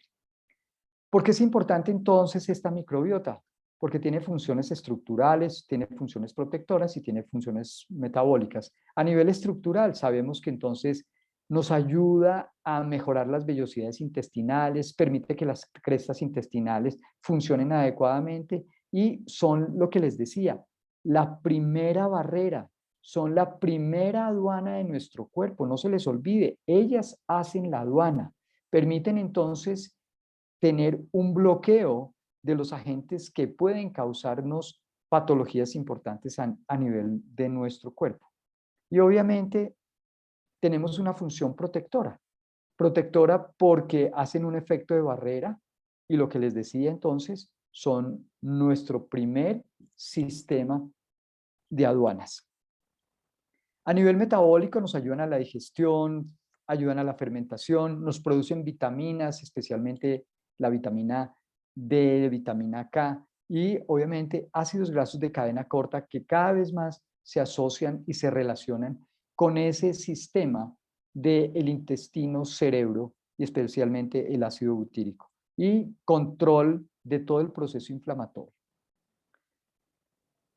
Recordar que a nivel intestinal, por estimulación o por la ingesta del aminoácido triptófano, nuestra microbiota intestinal nos produce serotonina, más o menos el 60 al 80% de la serotonina que funciona como neurotransmisor en el cerebro es producida a nivel gastrointestinal y por acción directa de nuestra microbiota intestinal.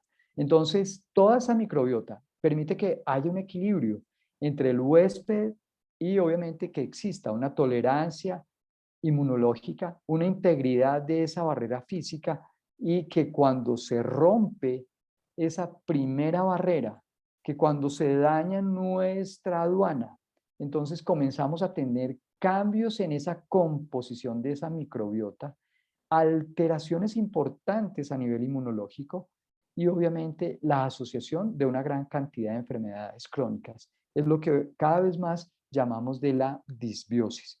Y la idea es que tengamos más microbiota sana, que tengamos una eubiosis, no tengamos disbiosis, para que esa disbiosis entonces no nos genere problemas a nivel inmunológico. ¿Qué factores afectan entonces nuestra microbiota? Los mismos virus, las infecciones sistémicas, el uso de diferentes fármacos y especialmente los antibióticos, el consumo de alimentos excesivos, el consumo, por ejemplo, del tabaco, de sustancias psicoactivas, del alcohol, la comida muy procesada. Entonces, recordar que si la comida no es viva, no es real, si la comida fue fresca, pues probablemente ese tipo de comida no es la que necesita nuestro cuerpo. Nuestro cuerpo necesita comida de verdad, necesita comida real, necesita comida que esté viva y que tenga enzimas. Y eso es, obviamente, las ensaladas, las frutas, las verduras,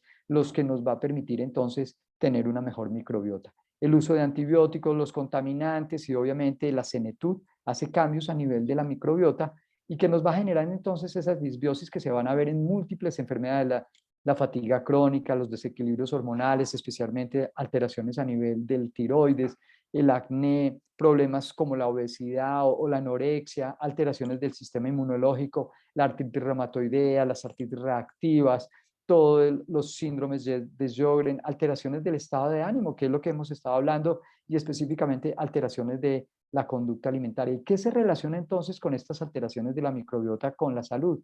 La obesidad, la diabetes, la artritis reumatoidea, las enfermedades inflamatorias sistémicas y crónicas a nivel intestinal, trastornos del estado de ánimo y los trastornos de la conducta alimentaria.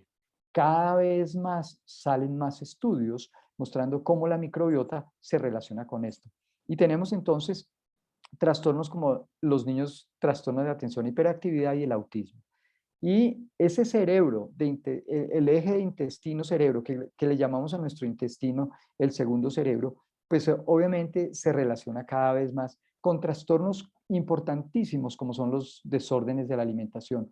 Cuando ponemos hoy PubMed, encontrarán ustedes casi 47.000 artículos relacionados con los trastornos alimentarios y que cuando colocamos trastornos alimentarios y microbiota, encontramos 51 artículos indexados y este es uno de ellos del 2021, donde este grupo de investigadores de España nos muestran que definitivamente hay una disbiosis en los trastornos de ansiedad y trastornos de conducta alimentaria y que una nueva terapéutica probablemente va a ser el uso de probióticos en estos pacientes. Por ejemplo, como este otro artículo nos muestra cómo sí definitivamente hay un efecto de la microbiota alterando el control del apetito, alterando el control del metabolismo de los lípidos y de la glucosa. Y aquí existen, por ejemplo, el Lactobacillus rhamnosus, como muestra de forma importante que regula la disminución importante del contenido de colesterol y de triglicéridos a nivel sistémico. Y que existe también este Lactobacillus paracasei y el rhamnosus, disminuyendo la ingesta de carbohidratos, o sea, logra regular importantemente el consumo de carbohidratos. Y este otro artículo, ¿cómo nos muestra que existe definitivamente una alteración importante de la microbiota en esos pacientes que tienen anorexia nerviosa? Este es un artículo que aparece en Microorganismos del 2019. Y en este artículo nos muestran entonces cosas muy, muy interesantes que nos dicen que existen diferentes estudios que han demostrado una disbiosis en pacientes con anorexia nerviosa. Y en este artículo destaca que algunas pruebas que relacionan el papel de la microbiota en la aparición de la anorexia nerviosa y en el progreso de esta enfermedad. O sea que no es raro que ya dentro de muy poco una parte importante de estos pacientes, estos adolescentes, comencemos a darles entonces probióticos o simbióticos para mejorar ese estado ansioso, ese estado de desequilibrio y trastornos de conducta que cada vez vemos más. En este artículo nos muestran entonces cómo se altera de forma significativa y hay una disbiosis importante con disminución de los ácidos grasos de cadena corta como el butirato, acetato y propionato, que tienen que ver básicamente con el eje intestino-cerebro y con la estimulación del nervio vago.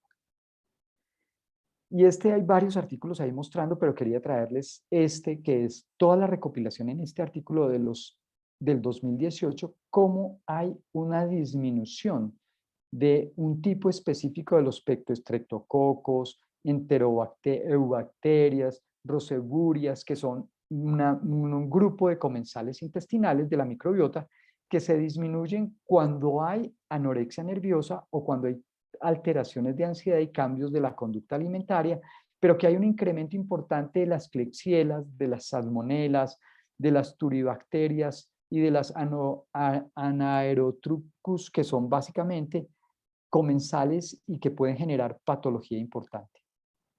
En este artículo entonces nos muestran que los cambios de la microbiota intestinal dependen de los hábitos alimentarios. Cada vez sabemos que nuestros niños y nuestros adolescentes comen cada vez más azúcar, más comida chatarra, y eso nos va a alterar la microbiota intestinal. Que si hay una relación importante con esta bacteria, el Methanobrevibacter smithii, que se ha encontrado incrementado en los pacientes que tienen anorexia nerviosa, que podría considerarse un marcador importante en el inicio y en la progresión de los trastornos que tienen que ver con la conducta alimentaria, que hay la pérdida de diversidad y de los cambios de la composición de la microbiota intestinal que conllevan a una disbiosis, y la presencia de malos hábitos alimentarios obviamente nos permiten confirmar que esos pacientes van a necesitar entonces el uso de simbióticos. La intervención puede incluir entonces la restauración de la microbiota que está deteriorada, como una herramienta que puede ser el consumo de prebióticos y probióticos, y obviamente en el protocolo para el tratamiento que ellos proponen en este artículo, entonces es aumentar los niveles de la fibra en estos pacientes que tienen alteraciones alimentarias y específicamente anorexia nerviosa, el uso entonces de probióticos y prebióticos, y especialmente los que tienen Lactobacillus rhamnosus o Bifidobacterium longus, y obviamente el paso de que cada vez más se debe conocer este tipo de alteraciones de la conducta alimentaria para poder entonces intervenir a esos pacientes, no solamente controlándoles la ansiedad, sino haciendo un tratamiento mucho más global, más holístico, y entendiendo que probablemente esos pacientes tienen alteraciones importantes de su microbiota, de su primera aduana, como le digo yo. Entonces, estos son parte de los microbacterias, de las bacterias o de las microbiotas que han estudiado más las bifidobacterias, especialmente el brevis, el longus, el bifidobacterium bifidum, el animalis, el adolescentis, los lactobacillus como el acidophilus, el K6, el fermentum, el G6, el Johni, el Paracaseis, el plantarum, y el rhamnosus, que es el mismo lactobacillus GG, y el salivarum, que nos permiten entender entonces que cuando encontremos un probiótico que tengan estas características o que contengan algunos de estos bifidobacterios o lactobacillus, probablemente van a ayudar de forma significativa a estos adolescentes que tienen trastornos de la conducta alimentaria. Y aquí en este otro artículo, también de octubre del 2020, cómo nos muestra cómo es una forma impactante de esa disbiosis en el curso y las manifestaciones de esas alteraciones de los trastornos alimentarios y especialmente de la anorexia nerviosa. Hablaremos entonces un poquitico de las grasas que son importantísimos para nuestro cuerpo. Y encontramos entonces, cuando ponemos en PubMed alteraciones alimentarias y PUFA, y encontramos 40 artículos, y que cuando colocamos omega 3 encontramos 89 artículos y relacionados también con adolescentes, y que cada vez que comemos utilizamos entonces los 3 grupos grandes de macromoléculas que están en la alimentación: las proteínas, los almidones o carbohidratos y lípidos, y que todos ellos se descomponen en las moléculas fundamentales, pero que permiten entonces darle a cada una de nuestras células de nuestro cuerpo energía necesaria para hacer un adecuado funcionamiento.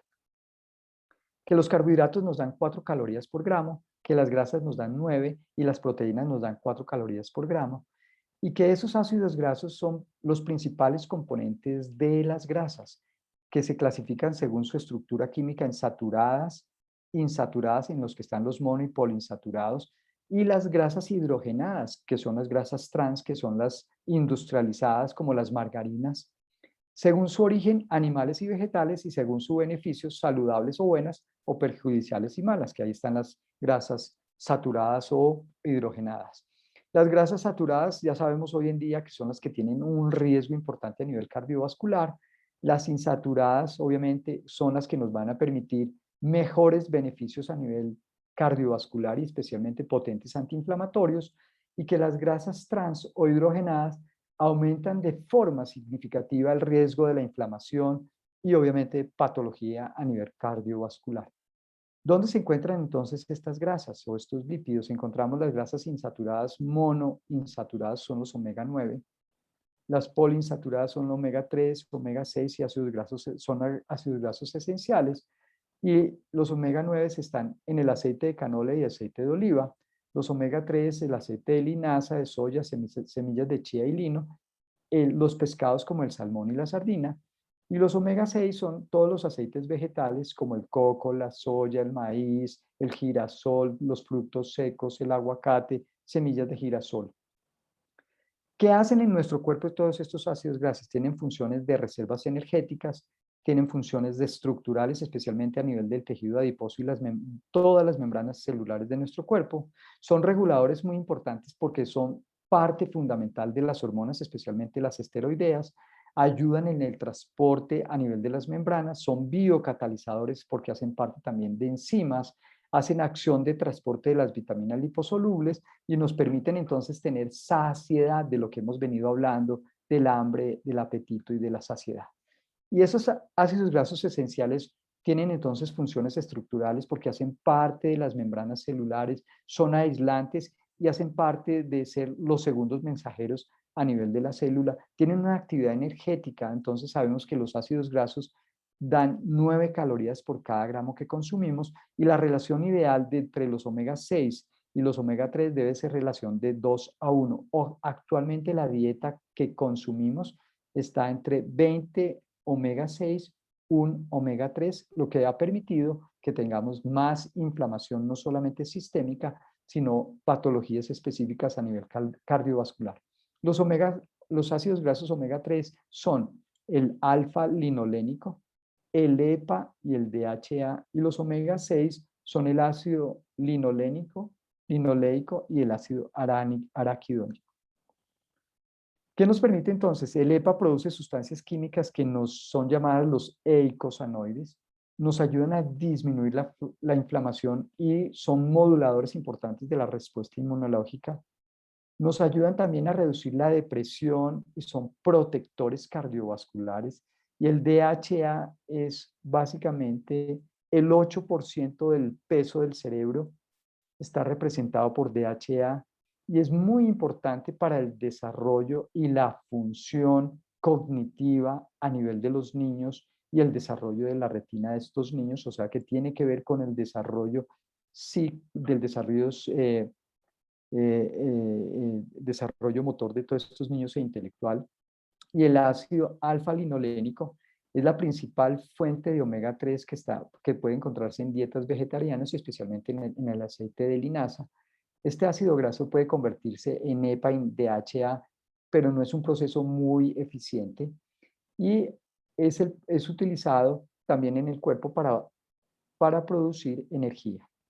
Los omega 3 entonces, ¿qué nos permiten? Tener una mejor salud cardiovascular, una mejor salud mental, nos controlan el peso, ayudan a la acumulación de grasa visceral y hepática, nos permiten entonces un desarrollo del cerebro y la retina infantil, permiten entonces un mejor coeficiente intelectual de nuestros niños y obviamente una prevención de las enfermedades alérgicas, especialmente el asma, y una recuperación y una mejor salud a nivel óseo. Podemos encontrar entonces que existen diferentes formas a nivel del reino vegetal de encontrar esos omega 3, especialmente la linaza, pero es muy importante tener en cuenta las algas también son ricas en omega 3 y especialmente el DHA, que es el que necesitamos para el desarrollo de la retina y del cerebro de nuestros niños. Y aquí es un esquema que encontré que me pareció maravilloso mostrarles, que existe entonces estos omega 3 que pueden ser de origen vegetal y que en el cuerpo se pueden transformar en EPA y en DHA, pero que la gran mayoría del consumo del EPA y el DHA provienen de orígenes no vegetales, o sea, de origen animal, específicamente ácidos grasos de pescado. Que todas estas sustancias, especialmente estos ácidos grasos, hoy en día los llamamos alimentos funcionales o nutracéuticos, porque tienen un efecto benéfico para nuestra salud y que tienen no solamente funciones a nivel cardiovascular, sino que hemos visto que tienen funciones a nivel óseo, a nivel del linfático, a nivel muscular y a nivel de todos nuestros órganos, todas nuestras células, todos nuestros tejidos necesitan esos ácidos grasos esenciales y especialmente para un adecuado funcionamiento de todo nuestro cuerpo. Este es una relación interesantísima, un artículo que escribieron el doctor Caramia en Italia, mostrándonos cómo existe una relación de todo lo que es el metabolismo de esos ácidos grasos esenciales, el metabolismo de esos lípidos, con el sistema endocannabinoide. Cada vez hoy está siendo de actualidad. Y este es solamente para mostrarles a ustedes que esta es la forma o este es el flujograma como cada vez entendemos más estos ácidos grasos esenciales, cómo son bloqueados, cómo son activados, qué tipo de leucotrienos se producen, todo ese tipo de cosas que probablemente muchos de ustedes los conocen, los han estudiado y saben perfectamente cómo funciona todo este sistema y este flujograma. Yo simplemente les quería mostrar esto, que cada vez que consumimos omega 3, esos omega 3, especialmente el EPA, puede pasar fácilmente de forma libre al citosolo, al citoplasma de la célula, y que bloquea entonces el sistema del factor nuclear kappa beta. Al bloquear el sistema del factor nuclear kappa beta, impide entonces que se produzca óxido nítrico, citoquinas inflamatorias como la interleuquina 1, interleuquina 6, interleuquina 4 y 5, que son netamente productoras de alergia, coenzima 2 y moléculas de adhesión a nivel de mucosas, y obviamente al inhibirse especialmente por las resolvinas que tienen entonces esos ácidos grasos y especialmente el EPA. Esa es la forma como se trabaja y cómo funciona a nivel intracelular. Y eso es para mostrarle que existen cada vez más estudios mostrando cómo el uso de ácidos grasos poliinsaturados, especialmente los omega 3, disminuyen esos trastornos de ansiedad que tienen que ver con los desórdenes alimentarios de nuestros adolescentes. Y estos son dos estudios que les quería mostrar, donde definitivamente se ve que hay un uso adecuado de estos ácidos grasos esenciales que con un efecto importante de la inflamación, no solamente a nivel local, gastrointestinal o a nivel hepático, a nivel pancreático, sino a nivel del sistema nervioso central, que ya hemos visto que es donde se estimula a nivel del hipotálamo todo el efecto anoréxico que pueden tener y obviamente ansiedad que pueden tener estos pacientes adolescentes. Niveles disminuidos de omega 3 que nos genera a nivel de los trastornos emocionales y psiquiátricos, esquizofrenia y 14 estudios, trastornos de autismo y hiperactividad 9 estudios, depresión 14 estudios, trastornos bipolares 6 estudios, demencia 10 estudios, y cuando hacemos suplementación con omega 3, especialmente existen estos metaanálisis que aparecieron en Nutrients del año 2018, hay 10 ensayos en esquizofrenia, en autismo e hiperactividad, 16 ensayos, en depresiones mayores y depresiones bipolares hay 12 y 15 ensayos respectivamente, y en demencia encontramos entonces 8 de 13 ensayos que son positivos para la suplementación de omega 3 en esos pacientes con demencia. Entonces, cada vez vemos que definitivamente existe de forma significativa la suplementación no solamente con los probióticos, sino con los omega 3 para el manejo de estos trastornos de la conducta. ¿Qué recomendaciones nos muestra entonces este estudio? Que es un estudio que aparece en el año 2020 y que nos muestra de forma interesante que las recomendaciones para la suplementación siempre se debe consultar al médico tratante del niño, su pediatra o a su médico de adolescentes para ver si se necesita entonces darle esa suplencia. No se debe suspender las medicaciones que el paciente está recibiendo para su trastorno conductual o de ansiedad.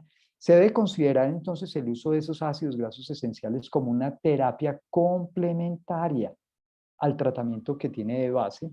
Y recordar que si el paciente tiene la piel seca, si está escamosa, tiene eczema tiene los ojos rojos, nos puede indicar que definitivamente es una deficiencia de ácidos grasos esenciales poliinsaturados, especialmente el EPA y el DHA, y que es lo que se recomienda es un uso rutinario, especialmente en este tipo de pacientes, por lo menos de 6 a 12 meses, y obviamente utilizar especialmente niños los omega 3 que tienen estas condiciones de alteraciones especialmente de tipo psiquiátrico y obviamente trastornos de la ansiedad y comportamientos de la alimentación. Cuando suplementamos entonces DHA, ¿qué vamos a mejorar? Mejoramos la agudeza visual, mejoramos la capacidad del aprendizaje, mejoramos la memoria, tenemos menos agresividad ante el estrés, tenemos como un tratamiento complementario a los trastornos de atención e hiperactividad y autismo y obviamente efectos importantes en las conductas, especialmente en la depresión en nuestros pacientes con esquizofrenia. ¿Y cuál es la importancia entonces en el cerebro, para el desarrollo del cerebro del uso de los omega 3? Se sabe que hay una mejor mielinización, entonces esos niños van a tener mejor coeficiente intelectual, mejor desarrollo neurológico, se hacen unas mejores sinapsis y mejor generación de esas sinapsis, se producen mejores neurotransmisores, el GABA, el glutamato, la noradrenalina, la serotonina, la dopamina y acetilcolina, que se sabe que son neurotransmisores importantes de la función del cerebro, pero ya vimos como la serotonina, como la noradrenalina, como la dopamina, tienen una función importante en todo lo que tiene que ver con el apetito y el hambre. Entonces, definitivamente, creo que es fundamental tener en cuenta el uso de ácidos grasos omega 3 para este tipo de trastornos. De todos modos, muchísimas gracias. Y si existe entonces preguntas, pues bienvenidos. Muchas gracias a María Victoria por habernos invitado. Doctor, gracias a ti. De verdad que ha sido una charla bastante completa. Hemos tratado temas que, mejor dicho, nos tienen súper completos la información el día de hoy, arrancando pues por la parte de trastornos alimenticios. Ya estoy viendo por acá algunas preguntas, están acá dando felicitaciones. Muchas gracias a todas estas personas que nos dan las felicitaciones por la charla tan completa que hemos tenido la noche de hoy. Aquí hay una pregunta para la doctora Luz Estela, si está por ahí.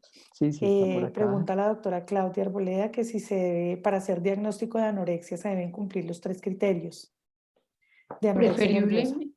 Sí, de acuerdo con la clasificación del DSM, sí, pero veíamos que hay algunos trastornos que se incluyen dentro de esos trastornos no especificados, en los cuales podemos meter a aquellos pacientes que no cumplen estrictamente los 3 criterios, pero que tienen muchas características.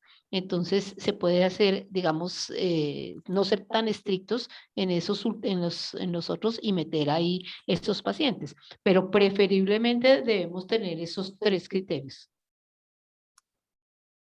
Perfecto, doctora, muchas gracias. Bueno, acá nos preguntan que cuál es la recomendación del omega 3 que puedan manejar. ¿Cuál omega 3 recomiendas?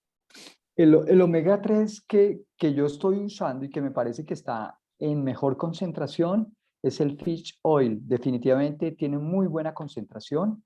Se puede utilizar desde niños pequeños, lo uso en niños pequeños, menores de 5 años, con una buena tolerancia, tiene buen sabor y definitivamente tiene buenas concentraciones tanto de EPA y de DHA. Entonces es el que estoy usando en este momento y me parece un buen omega 3. Excelente, doctor, muchas gracias. Aquí hay otra pregunta, dice Juan David, ¿qué dosis de omega 3 en niños con trastorno psiquiátrico debe La ser una dosis dosis que se normal o debe dar elevada? es, en niños la recomendación es 2.5 centímetros. 2.5 centímetros en niños. Pero cuando los niños tienen trastornos conductuales importantes, la recomendación es darle 5 centímetros, que es la dosis del adulto, porque necesitamos dar mejor suplencia. No se les olvide que muchos de estos niños tienen deficiencias importantes de estos ácidos grasos, tienen inflamaciones y necesitamos dar esos omega 3 para mejorar la inflamación.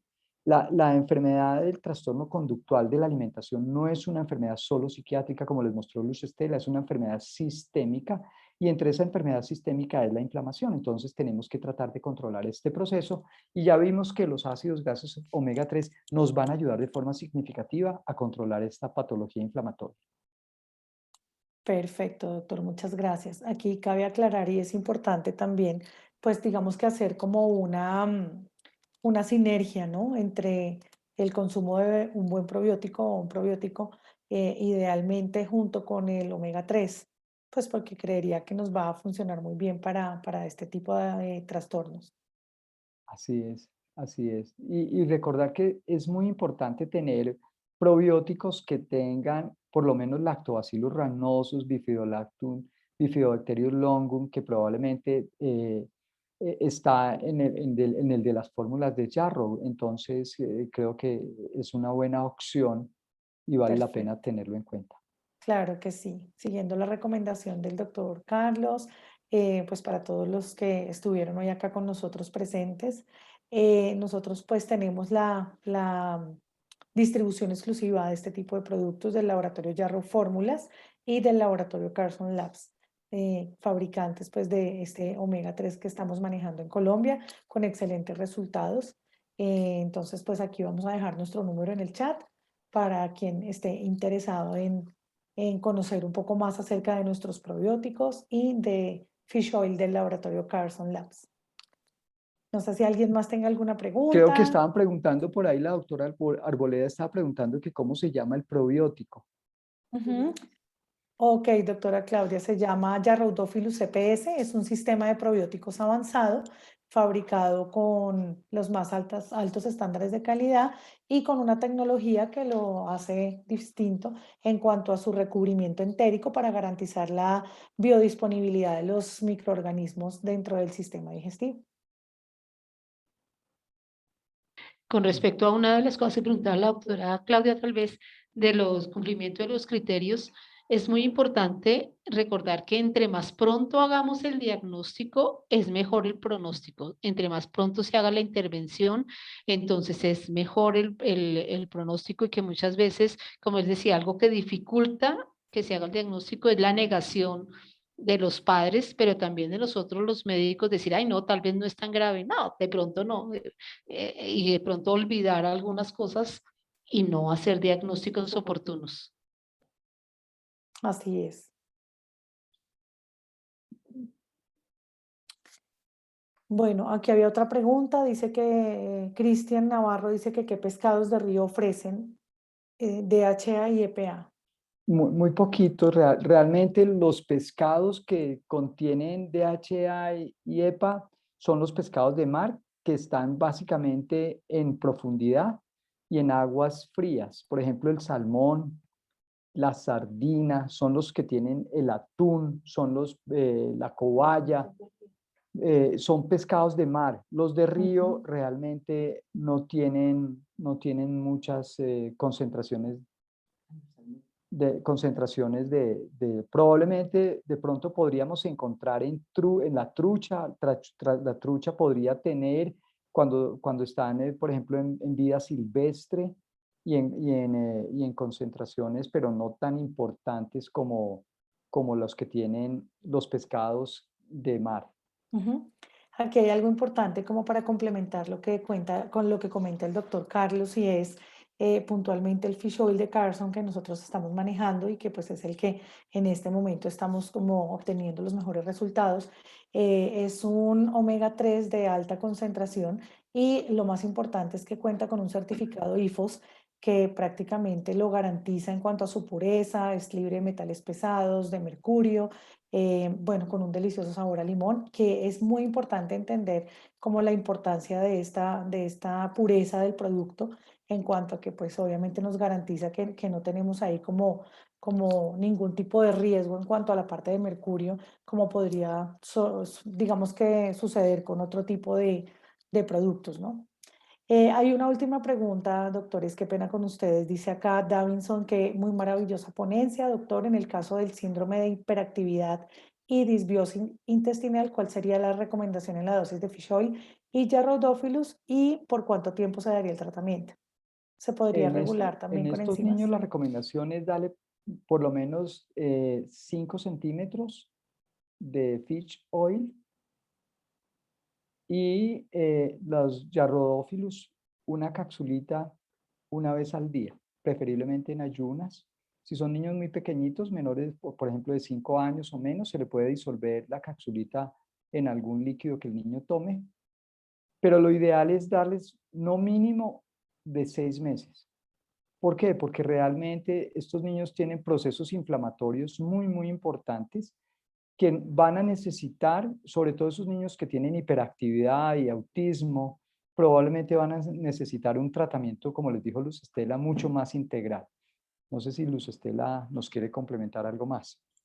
No, completamente de acuerdo. Es una condición crónica que requiere un tratamiento más largo y que entonces la suplementación se puede dar durante mucho tiempo porque esos niños la necesitan más tiempo. Ok, excelente, muy bien. Bueno, dice Cristian Navarro que Fish Oil es el mejor omega del mundo. Muchas gracias.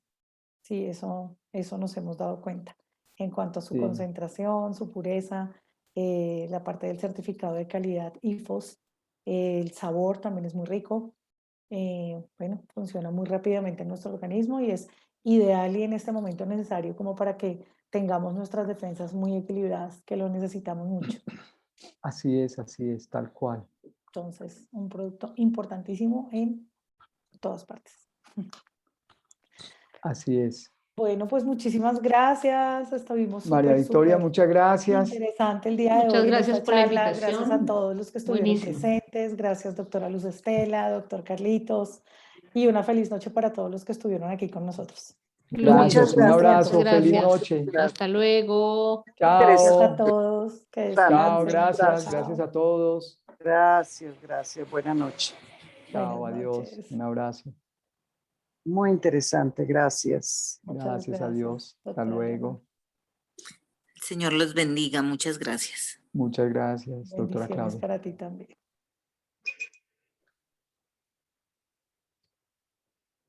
Doctores, muchísimas gracias. Estuvo excelente el tema. De verdad que sí, llamó mucho la atención. Y pues bueno. Muchas gracias.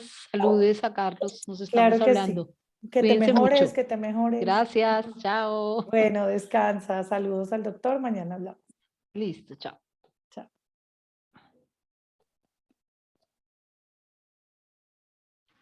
Giselle, gracias.